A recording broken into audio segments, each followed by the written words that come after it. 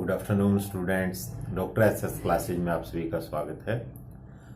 कल हम पढ़ रहे थे 10th क्लास साइंस का चैप्टर नंबर 5 जिसका नाम था पीरियोडिक क्लासिफिकेशन ऑफ एलिमेंट्स, तत्वों का आवर्त वर्गीकरण।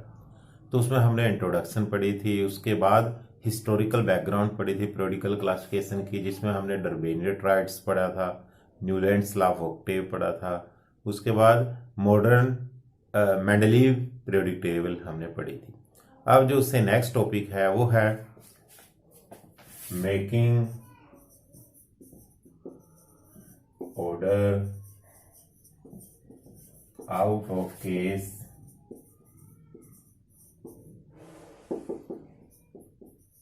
The modern periodic table.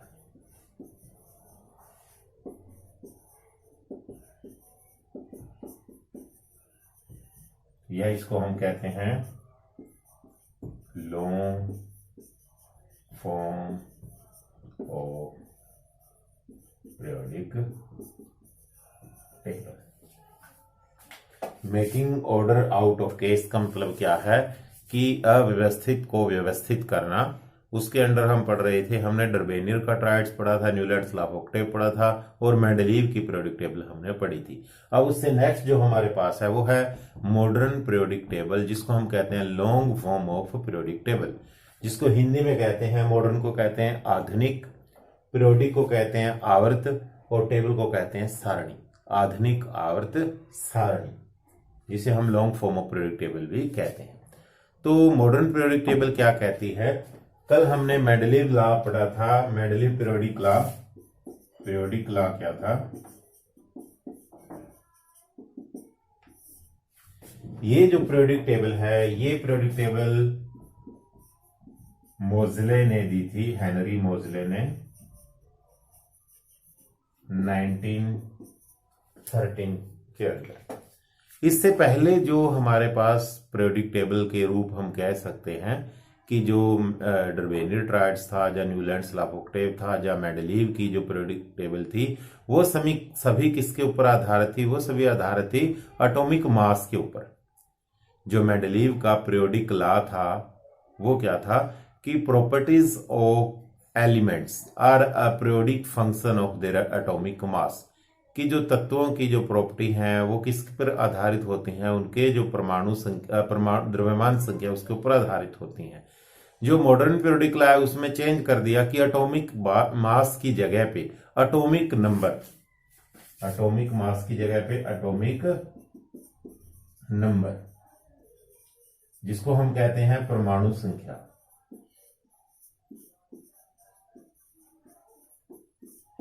परमाणु संख्या, परमाणु संख्या है जो द्रव्यमान संख्या की बजाय वो ज्यादा बेटर है। अगर हम परमाणु संख्या के आधारित हम तत्वों का वर्गीकरण करते हैं तो ज्यादा बेटर है। तो पीरियोडिक लॉ क्या है? हेनरी का जो long form of periodic table है, ये कहता है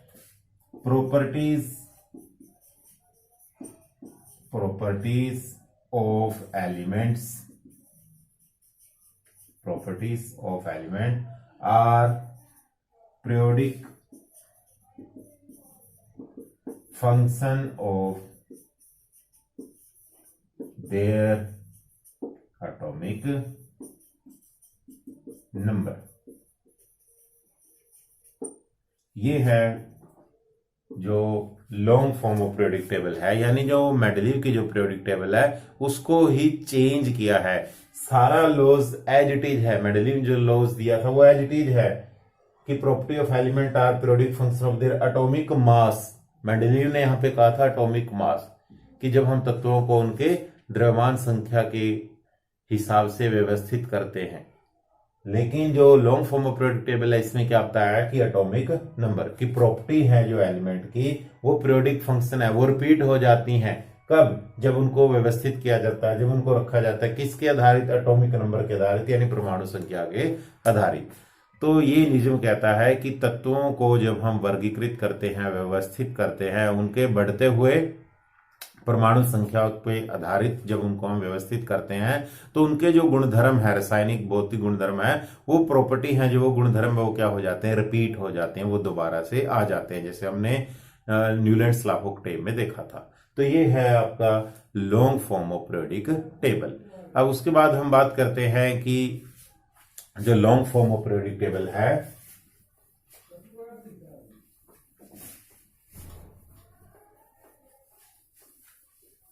तो इसमें ट्रेंड्स क्या है,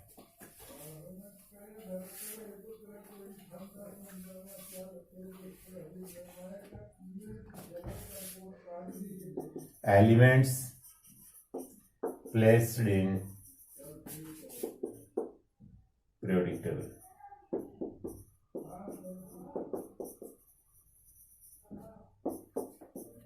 तो एलिमेंट्स को किस तरह से प्लेस किया गया है, किस तरह से रखा गया है इस मॉडर्न पीरियोडिक टेबल के अंदर। तो जो भी पीरियोडिक टेबल आप देखते हो, आप लैब में या कहीं पे भी आप देखते हो, वो long form of periodic table है, वो आधुनिक आवर्त सारणी है। तो उसमें तत्वों को किस तरह से वर्गीकृत किया गया है, किस तरह से रखा गया है, अभी हमने बताया कि तत्वों को उनके बढ़ते हुए परमाणु संख्या पर आधारित रखा गया है। यानी प्रॉपर्टी उनकी जो रिपीट होंगी वो कब, जब उनको बढ़ते हुए increasing order of their atomic number रखा जाता है। ये long form of periodic table है। तो इसमें जो पीरियोडिक टेबल है हमारे पास दो चीजें हैं। पहला है ग्रुप। ग्रुप किसे कहते हैं? ग्रुप हमेशा टॉप टू बॉटम जाएंगे हम, और जिसको हम कह सकते हैं वर्टिकल लाइन। और दूसरा हमारे पास क्या है? पीरियड। तो पीरियड में क्या आएगा आपके पास, जिसको हम कहेंगे ये लेफ्ट टू राइट जाएगा, लेफ्ट टू राइट, और जिसको हम हॉरिजॉन्टल लाइन कहते हैं, हॉरिजॉन्टल लाइन। पहला हमारे पास ग्रुप, दूसरा है पीरियड। ग्रुप किसे कहते हैं? ग्रुप जब तत्वों को हम ऊपर से नीचे की तरफ जाते हैं, टॉप टू बॉटम जाते हैं, वर्टिकल लाइन। जैसे हम एक ग्राफ बनाते हैं एक्स एक्सिस और वाई एक्सिस के बीच में, तो ये जो वाई एक्सिस है ये क्या है? वर्टिकल लाइन है। तो वर्टिकल लाइन को हम क्या कहते हैं? ग्रुप की, जब हम टॉप टू बॉटम ऊपर से नीचे जाएंगे। और दूसरा क्या है? ये हॉरिजॉन्टल लाइन है।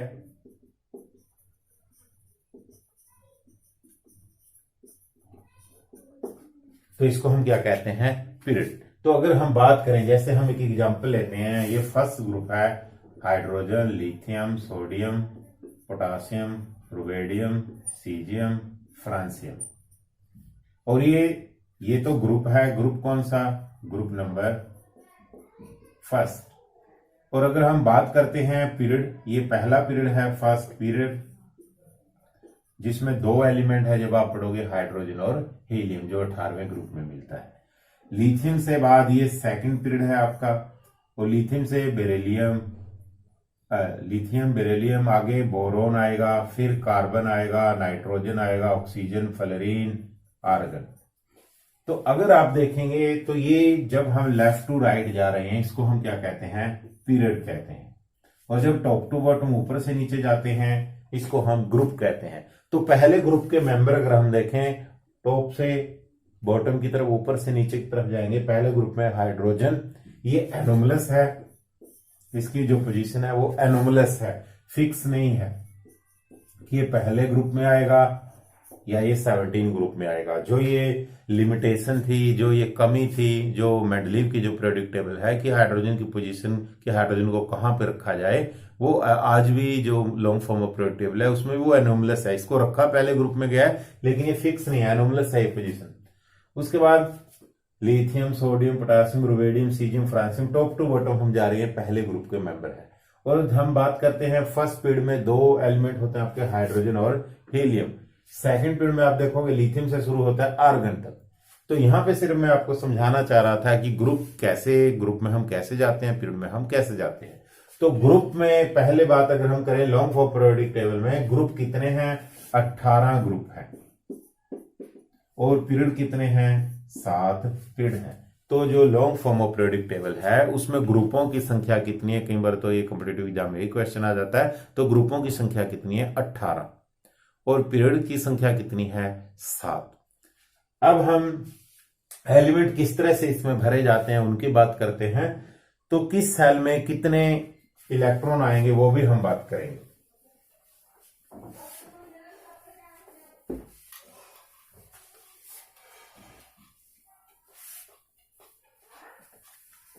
जैसे सबसे पहले ये है आपके पास न्यूक्लियस, उसके बाद है ये फर्स्ट सेल जिसको हम कहते हैं n=1 के सेल।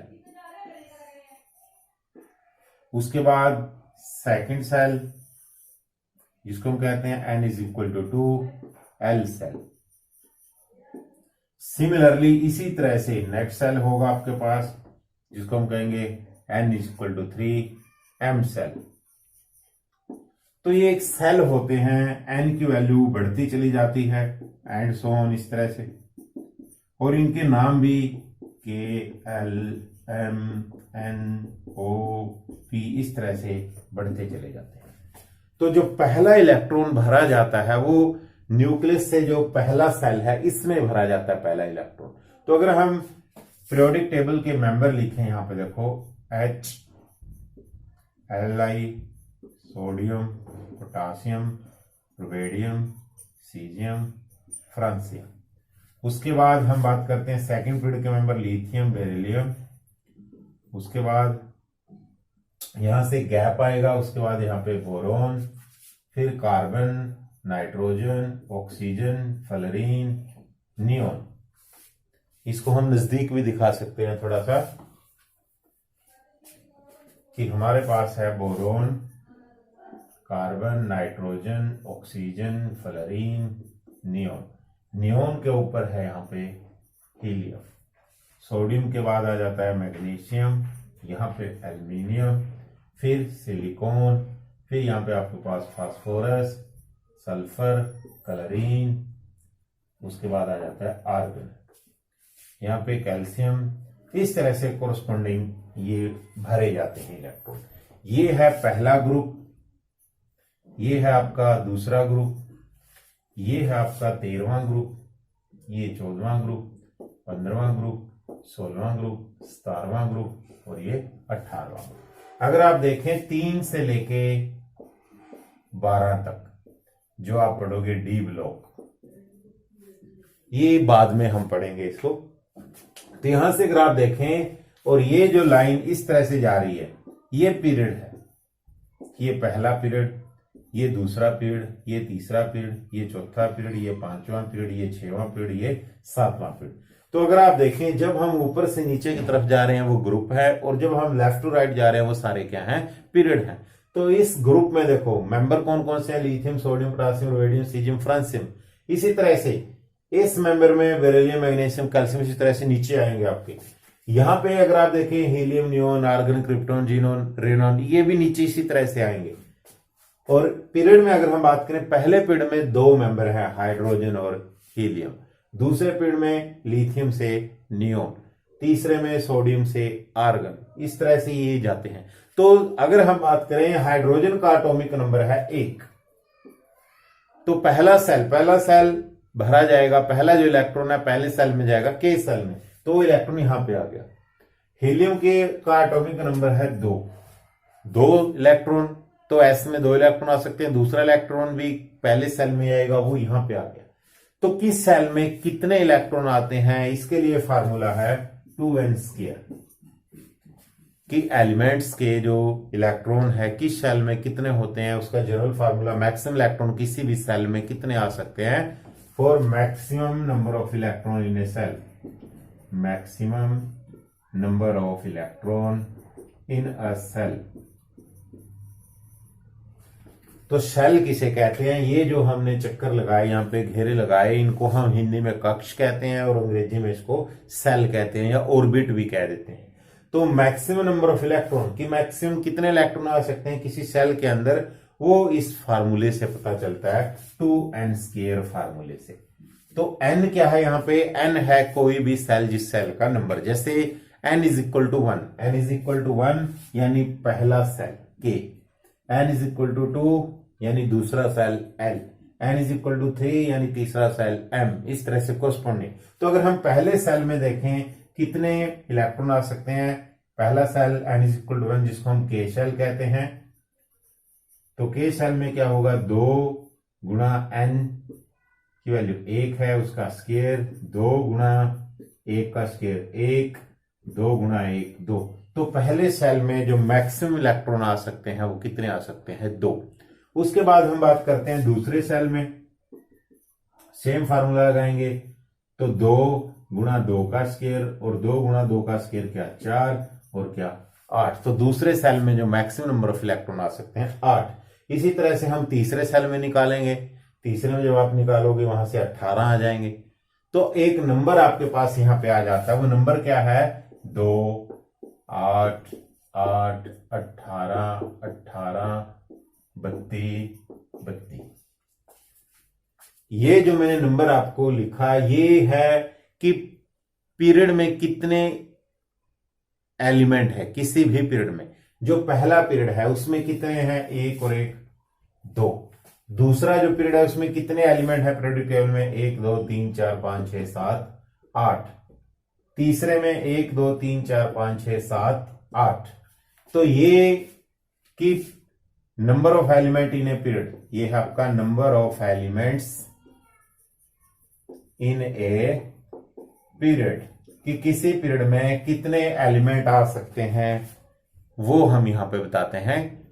कि हर एक पीरियड में, जैसे पहले पीरियड में कितने? 2 नंबर ऑफ एलिमेंट, 2 एलिमेंट है, कितने तत्व हैं ये हम बात कर रहे हैं। दूसरे पीरियड में ये 8 हैं, तीसरे में ये फिर से 8 हैं, चौथे में। इससे कंफ्यूजन ना करें, ये बताता है number of element in a period, कि किसी पीरियड में तत्वों की संख्या, कितने तत्व आते हैं किसी पीरियड में। और ये क्या बताता है? किसी सेल में कितने इलेक्ट्रॉन आ सकते हैं, किसी सेल में कितने इलेक्ट्रॉन आ सकते हैं, मैक्सिमम इलेक्ट्रॉन कितने आ सकते हैं, वो हम यहां से निकालते हैं।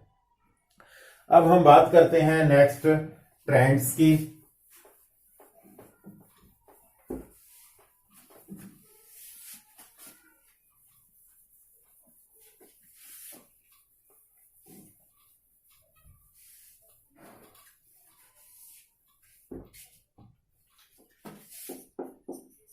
Trends in a motoring periodic table.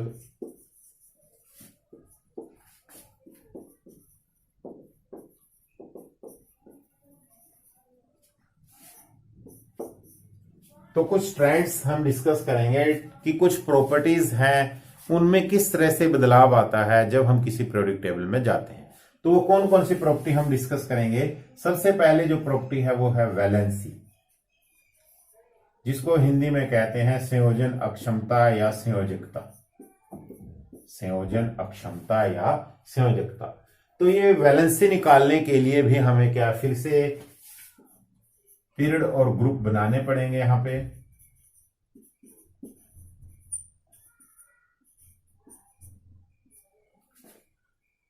उसके बाद लिथियम के बाद बेरिलियम, फिर boron, carbon, nitrogen, oxygen, fluorine, neon.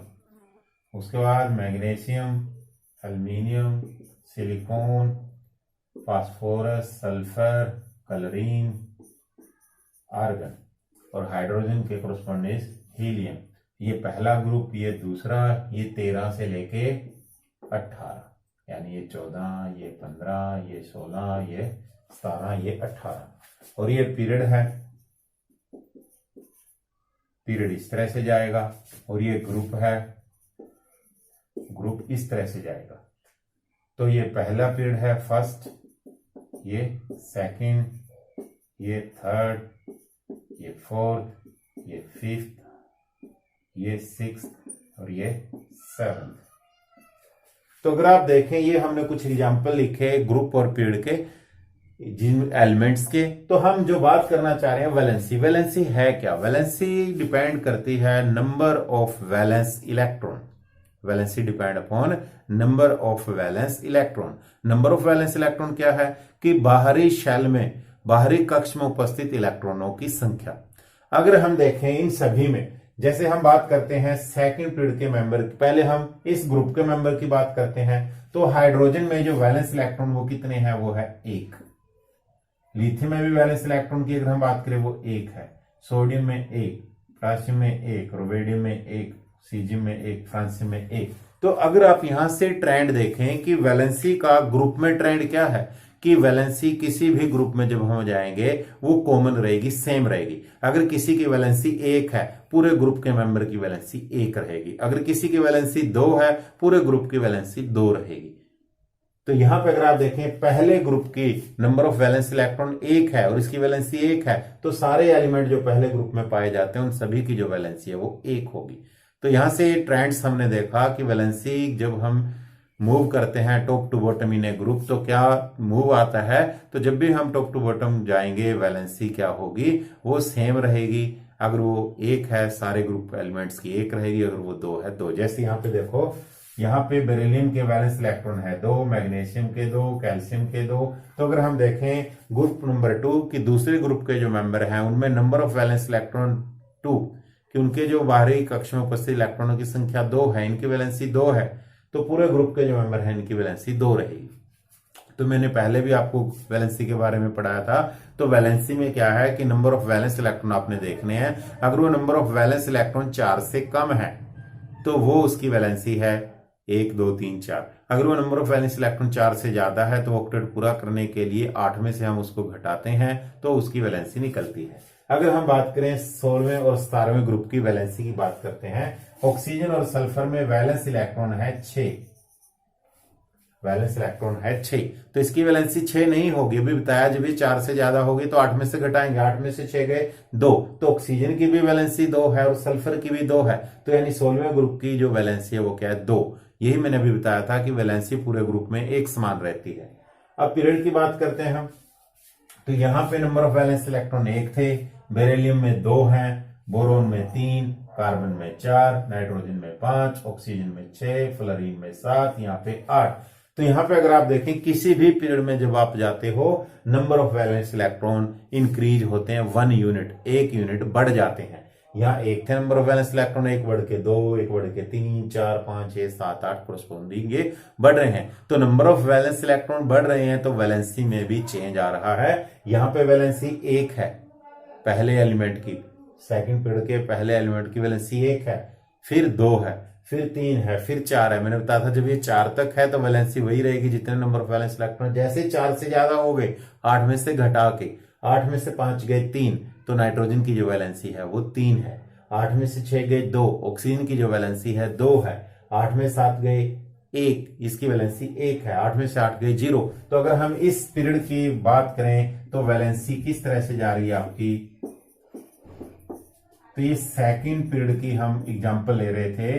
तो सेकंड पीरियड में वैलेंसी का क्या ट्रेंड था कि वैलेंसी 1 यूनिट इंक्रीज हो रही है फिर डिक्रीज हो रही है, यानी वैलेंसी में क्या आ रहा है, बदलाव आ रहा है। ग्रुप में वैलेंसी सेम रहती है, एक समान रहती है, और पीरियड में वैलेंसी क्या होती है, चेंज होती है। ऐसा क्यों होता है, क्योंकि ग्रुप में जो नंबर ऑफ वैलेंस इलेक्ट्रॉन है वो एक समान रहते हैं, इस वजह से उसकी जो वैलेंसी है वो एक जैसी रहती है। पीरियड में ये चेंज होती है, जो वैलेंसी है वो भी बदल रही है। तो ये हमारा पहला ट्रेंड था जिसे हम कहते हैं वैलेंसी। अब सेकंड ट्रेंड है हमारे पास एटॉमिक साइज। एटॉमिक साइज, तो सेकंड ट्रेंड हमारे पास है एटॉमिक साइज। तो इसके 3 नाम होते हैं, atomic size, atomic radii, atomic radius.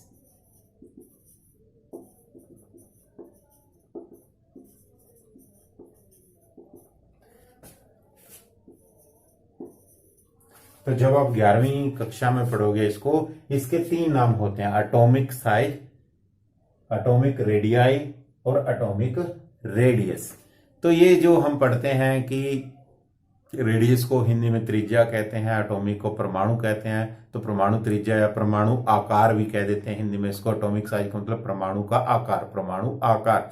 तो परमाणु का आकार, अब इसका भी हम ट्रेंड देखेंगे कि ग्रुप में और पीरियड में क्या वो एक समान रहता है या वो डिफरेंट होता है। तो यानी एटॉमिक साइज जब हम मूव करते हैं ग्रुप में और एटॉमिक साइज जब हम मूव करते हैं पीरियड में। तो सबसे पहले हम बात करते हैं ग्रुप में।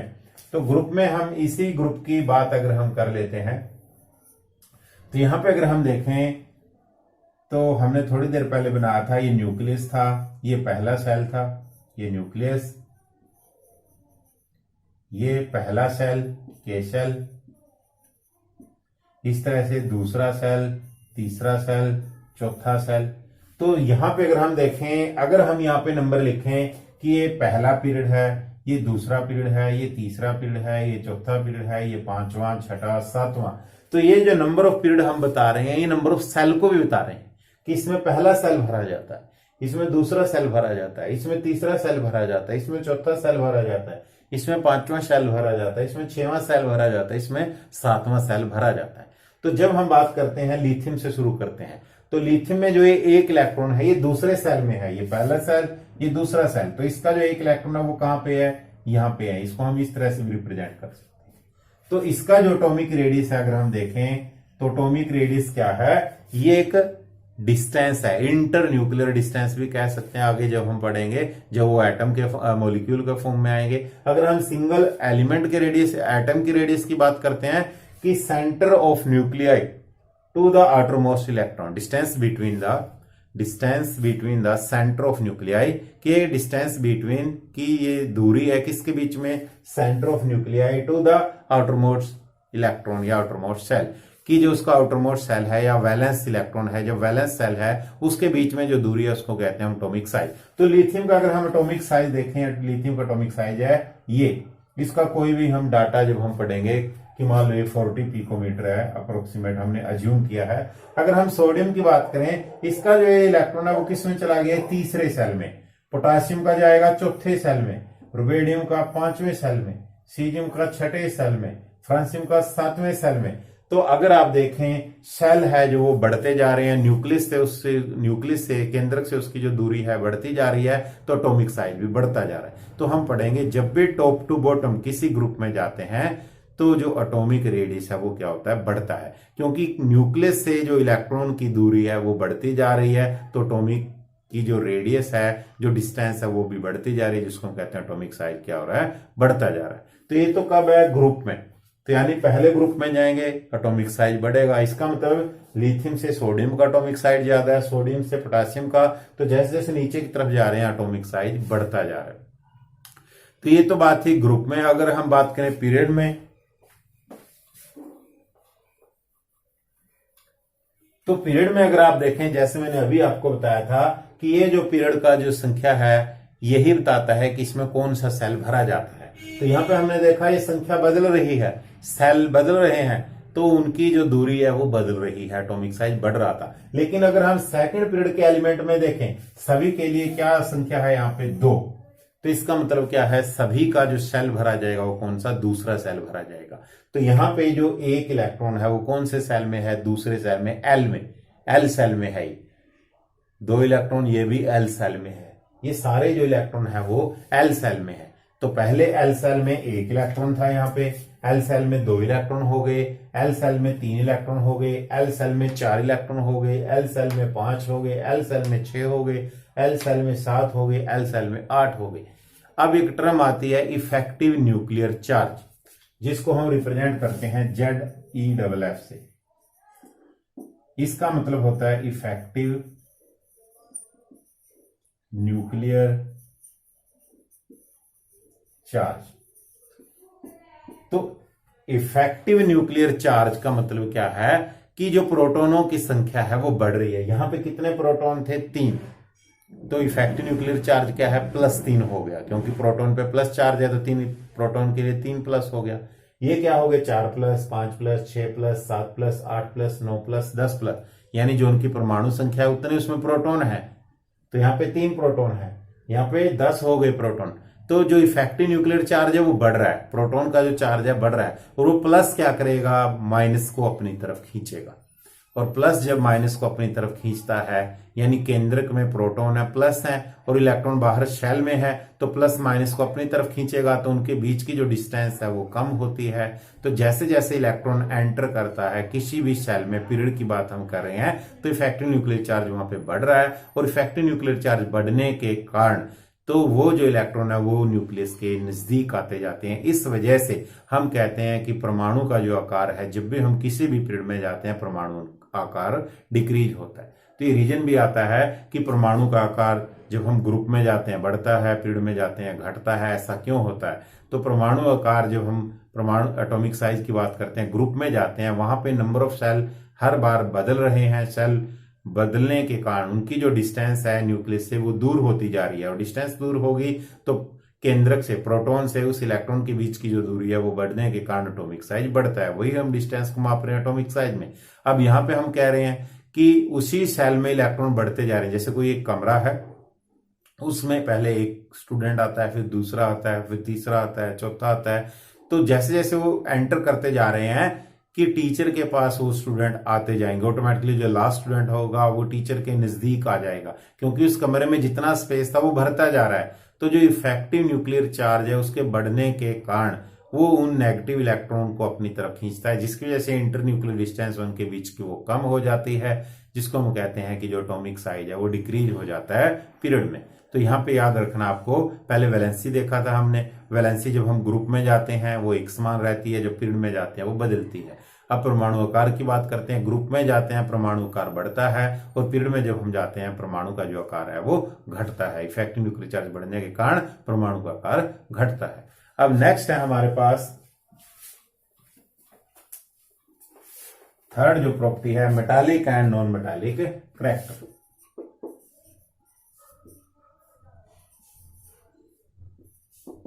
Metallic and non metallic character. तो इसका भी अब हम ट्रेंड देखेंगे कि ग्रुप में जाते हैं, जब पीरियड में जाते हैं मेटालिक करैक्टर कैसे उसमें बदलाव आता है, क्या वेरिएशन उसमें आती है, जब पीरियड में जाते हैं तो क्या बदलाव आता है। तो हमने पढ़ा था इससे पहले lesson metal and non metal के बारे में, वहां पे हमने केमिकल प्रॉपर्टी के बारे में पढ़ा था कि metal are electropositive in nature, कि मेटल क्या होती है, इलेक्ट्रोपॉजिटिव इन नेचर होती है, वो इलेक्ट्रॉन का लूज करती है, इलेक्ट्रॉन को छोड़ती है। और नॉन मेटल में प्रॉपर्टी में हमने पढ़ा था कि नॉन मेटल क्या होते हैं, इलेक्ट्रॉन नेगेटिव इन नेचर, वो इलेक्ट्रॉन क्या करती है, गेन करती है।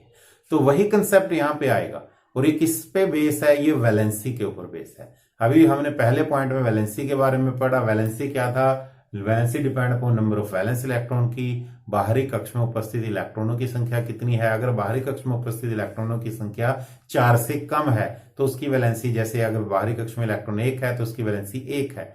अब यहाँ पे वो जो वैलेंस इलेक्ट्रॉन 1 था वो अपना ऑक्टेट पूरा करने के लिए या तो इलेक्ट्रॉन लूज करता है या वो इलेक्ट्रॉन गेन करता है। अगर वो इलेक्ट्रॉन, जैसे हम बात करते हैं कि यहाँ पे वैलेंस इलेक्ट्रॉन 1 है तो ये 1 इलेक्ट्रॉन को लूज करता है तो इसकी ऑक्सीडेशन स्टेट +1 आती है, वैलेंसी इसकी 1 है। इसी तरह से 17वें ग्रुप का जो मेंबर है इसमें वैलेंस इलेक्ट्रॉन 7 है, ये 1 इलेक्ट्रॉन गेन करता है, ये -1 बन जाता है। तो मेटालिक और नॉन मेटालिक करैक्टर में अगर आप देखोगे, जब भी ग्रुप में आप जाते हो, ये आप एटॉमिक साइज से रिलेटेड कर सकते हो मेटालिक करैक्टर को। एटॉमिक साइज ग्रुप में इंक्रीज होता था, बढ़ता था, तो मेटालिक करैक्टर भी बढ़ेगा। एटॉमिक साइज पीरियड में घटता था, मेटालिक करैक्टर भी घटेगा। तो यानी आप इसको लिख सकते हो कि मेटालिक करैक्टर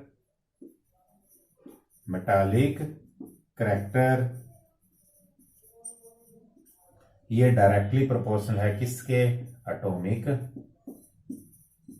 साइज के। अगर हम नॉन मेटालिक की बात करें, ये इनवर्सली है किसके, एटॉमिक साइज के। तो मेटालिक करैक्टर में क्या है कि मेटल ने इलेक्ट्रॉन लूज करने, और इलेक्ट्रॉन लूज करना आसान कब होगा, अगर उसकी न्यूक्लियस से बाहरी इलेक्ट्रॉन की जो डिस्टेंस है अगर ज्यादा होगी, इलेक्ट्रॉन बाहर निकालना आसान होगा। जैसे यहाँ पे देखो कि सबसे नीचे वाले मेंबर में न्यूक्लियस से डिस्टेंस सबसे ज्यादा है तो इलेक्ट्रॉन बाहर निकालना बिल्कुल आसान है, तो इसको मेटालिक करैक्टर सबसे ज्यादा होगा। तो जब भी हम किसी ग्रुप में जाते हैं top to bottom, atomic size increase होता है। एटॉमिक साइज इंक्रीज होता है इसका मतलब न्यूक्लियस से बाहरी इलेक्ट्रॉन के बीच की जो दूरी है वो बढ़ गई, तो इलेक्ट्रॉन निकालना आसान हो गया। अगर हम एग्जांपल लें कि किसी क्लास में कोई टीचर पढ़ा रहा है, पीछे बेंच पे स्टूडेंट बैठे हैं और वो लास्ट तक काफी 20 या 30 बेंच तक पीछे तक स्टूडेंट्स बैठे हैं, तो जो टीचर है वो पहला बेंच पहले सेल को रिप्रेजेंट करता है, फिर दूसरा, थर्ड, फोर्थ, फिफ्थ, इस तरह से। तो लास्ट बेंच बहुत टीचर से जो उसकी डिस्टेंस है बहुत ज्यादा दूर हो गई, तो जैसे ही टीचर का ध्यान हटा वो स्टूडेंट पिछले दरवाजे से बाहर निकल जाता है, तो इलेक्ट्रॉन बाहर निकालना आसान हो जाता है अगर उनके बीच की जो डिस्टेंस है ज्यादा होती है। तो टॉप टू बॉटम जब भी ग्रुप में जाएंगे एटॉमिक साइज बढ़ेगा, और एटॉमिक साइज बढ़ने के कारण मेटालिक करैक्टर बढ़ता है। और पीरियड में जाते हैं, हमने देखा था कि एटॉमिक साइज डिक्रीज होता है, और एटॉमिक साइज डिक्रीज होगा तो जो आपका नॉन मेटालिक करैक्टर इंक्रीज होगा, मेटालिक करैक्टर डिक्रीज होगा। तो किसी भी ग्रुप में जाते हैं इलेक्ट्रॉन खोने की जो उसकी क्षमता बढ़ती है, और जब भी किसी पीरियड में जाते हैं इलेक्ट्रॉन खोने की क्षमता घटती है, फिर वो एक्सेप्ट करता है। अभी हमने देखा था वैलेंसी पीरियड में इस तरह से थी, तो यहां पे अगर आप देखें कि ये एक इलेक्ट्रॉन लूज किया आसान है, दो भी आसान है, ये घटता जा रहा है, एक बिल्कुल आसान है, दो थोड़ा मुश्किल हो गया, तीन उससे मुश्किल, चार उससे मुश्किल, अब इलेक्ट्रॉन गेन करना कर देता है। इलेक्ट्रॉन गेन करेगा तो नॉन मेटालिक करैक्टर, तो यानी पीरियड में मेटालिक करैक्टर डिक्रीज होता है, नॉन मेटालिक करैक्टर इंक्रीज होता है, और ग्रुप में मेटालिक करैक्टर इंक्रीज होता है, नॉन मेटालिक करैक्टर डिक्रीज होता है। ये मेटालिक और नॉन मेटालिक एक दूसरे के इनवर्सली हैं, तो आपको सिर्फ याद रखना है मेटालिक करैक्टर को एटॉमिक साइज से, अगर ग्रुप में एटॉमिक साइज बढ़ रहा है मेटालिक करैक्टर बढ़ रहा है, डायरेक्टली सीधा अनुपाती। पीरियड में एटॉमिक साइज घट रहा है तो जो आपका मेटालिक करैक्टर वो भी घट रहा है। अब लास्ट है, हम बात करते हैं इलेक्ट्रोनेगेटिविटी की। तो इलेक्ट्रोनेगेटिविटी जर्नल आपको याद रखना है। हम बात करें अगर कि जब भी हम लिथियम से शुरू करते हैं, इसको आपने अज्यूम करना है कि इसकी इलेक्ट्रोनेगेटिविटी 0.5 है, 0.5 सभी में जोड़ते चले जाओ, ये 1 हो गया, ये 1.5 हो गया, ये 2 हो गया, 2.5 हो गया, 3 हो गया, ये 3.5 हो गया। तो अगर हम देखें इलेक्ट्रोनेगेटिविटी की वैल्यू बढ़ रही है, किसी भी पीरियड में इलेक्ट्रोनेगेटिविटी की वैल्यू बढ़ रही है, और ग्रुप में क्या होगा, इलेक्ट्रोनेगेटिविटी की वैल्यू घटेगी। पीरियड में इलेक्ट्रोनेगेटिविटी की जो वैल्यू है वो बढ़ती है, और ग्रुप में इलेक्ट्रोनेगेटिविटी की वैल्यू घटती है। ये हमें क्यों पता चलना चाहिए, ये इसलिए क्योंकि मेटालिक और नॉन मेटालिक करैक्टर इससे जुड़ा हुआ है। अगर आप देखें कि यहाँ पे ये एलिमेंट नेगेटिव बनता जा रहा है, और नेगेटिव बनेगा तो इलेक्ट्रॉन गेन करेगा, और ये नेगेटिव कम बनता जा रहा है तो यानी ये पॉजिटिव बनेगा, और पॉजिटिव इलेक्ट्रो पॉजिटिव और इलेक्ट्रॉन नेगेटिव से अगर जितना ज्यादा इलेक्ट्रॉन नेगेटिव है यानी वो इलेक्ट्रोनेगेटिव नॉन मेटल करैक्टर ज्यादा है, और नीचे हम जा रहे हैं इलेक्ट्रो पॉजिटिव बढ़ रहा है, इलेक्ट्रोनेगेटिव कम। लास्ट है हमारा ऑक्साइड्स। तो ऑक्साइड अगर हम बात करें, ऑक्साइड कब बनता है, हमने पहले भी पढ़ा था कि जब भी मेटल की रिएक्शन होती है ऑक्सीजन के साथ वो मेटल का ऑक्साइड बनाती है, जब नॉन मेटल की रिएक्शन होती है अभिक्रिया होती है ऑक्सीजन के साथ वो नॉन मेटल का ऑक्साइड बनाती है। और हमने पहले पढ़ा भी था मेटल और नॉन मेटल की लेसन में कि जो मेटल के करैक्टर होते हैं वो क्या होते हैं, बेसिक इन नेचर होते हैं, और जो नॉन मेटल के करैक्टर होते हैं वो एसिडिक इन नेचर। तो ये आपने याद रखने हैं कि metal oxide are basic in nature, कि जो मेटल के ऑक्साइड हैं वो क्या होते हैं, बेस नेचर के होते हैं, और जो नॉन मेटल के ऑक्साइड हैं, non metal oxide are acidic in nature. तो ये था हमारा आज का जो टॉपिक था। हमने long form of periodic table के बारे में पढ़ा। Long form of periodic table में आपके पास 18 ग्रुप होते हैं और 7 पीरियड होते हैं। फिर हमने एलिमेंट को किस तरह से भरा जाता है इन ग्रुप और पीरियड में हमने देखा। उसके लिए मैक्सिमम नंबर ऑफ इलेक्ट्रॉन किसी भी सेल में जानने के लिए 2n² का फार्मूला लगता है, और किसी भी पीरियड में कितने एलिमेंट पाए जाते हैं वहां से हम देखते हैं हमारे पास मैजिक नंबर आता है 2, 8, 8, 18, 18, 32, 32। फिर हमने देखा कि जर्नल ट्रेंड्स क्या हैं प्रॉपर्टीज के किसी भी पीरियोडिक टेबल के अंदर। हमने वैलेंसी के बारे में पढ़ा। हमने देखा वैलेंसी जब भी हम ग्रुप में जाते हैं वैलेंसी एक समान रहती है, और पीरियड में जब हम जाते हैं वैलेंसी बदलती रहती है, क्योंकि वहां पे number of valence electron change होते हैं। फिर हमने पढ़ा एटॉमिक साइज के बारे में। एटॉमिक साइज हमने पढ़ा कि जैसे ही हम टॉप टू बॉटम किसी ग्रुप में जाते हैं एटॉमिक साइज इंक्रीज होता है, क्योंकि हर बार जो नया इलेक्ट्रॉन आ रहा है नए सेल में जा रहा है। और जब हम पीरियड में जाते हैं हमने पढ़ा कि इफेक्टिव न्यूक्लियर चार्ज बढ़ने के कारण वो जो इलेक्ट्रॉन आ रहा है वो सेम सेल में आ रहा है, और इफेक्टिव न्यूक्लियर चार्ज के कारण उनकी डिस्टेंस कम हो जाती है, पॉजिटिव नेगेटिव को अपनी तरफ अट्रैक्ट कर लेता है, और एटॉमिक साइज है वो डिक्रीज होता है अमंग द पीरियड। फिर हमने पढ़ा मेटालिक और नॉन मेटालिक करैक्टर के बारे में कि जैसे ही हम एटॉमिक साइज को जोड़ देते हैं डायरेक्टली प्रोपोर्शनल मेटालिक करैक्टर से, कि एटॉमिक साइज जब बढ़ता है तो मेटालिक करैक्टर भी बढ़ता है, एटॉमिक साइज जब घटेगा तो नॉन मेटालिक करैक्टर भी घटेगा। तो यानी एटॉमिक साइज सीधा डायरेक्टली प्रोपोर्शनल है किससे, मेटालिक करैक्टर से। फिर हमने इलेक्ट्रोनेगेटिव के बारे में पढ़ा। इलेक्ट्रोनेगेटिव पीरियड में बढ़ती है और ग्रुप में घटती है। फिर हमने ऑक्साइड के बारे में बात की कि जो मेटल के ऑक्साइड है वो बेसिक इन नेचर होते हैं, और नॉन मेटल के जो ऑक्साइड है वो एसिडिक इन नेचर। तो आई होप आपने इस लेक्चर को बड़े ध्यान से देखा और सुना होगा। Please like, share and subscribe my channel. Thank you.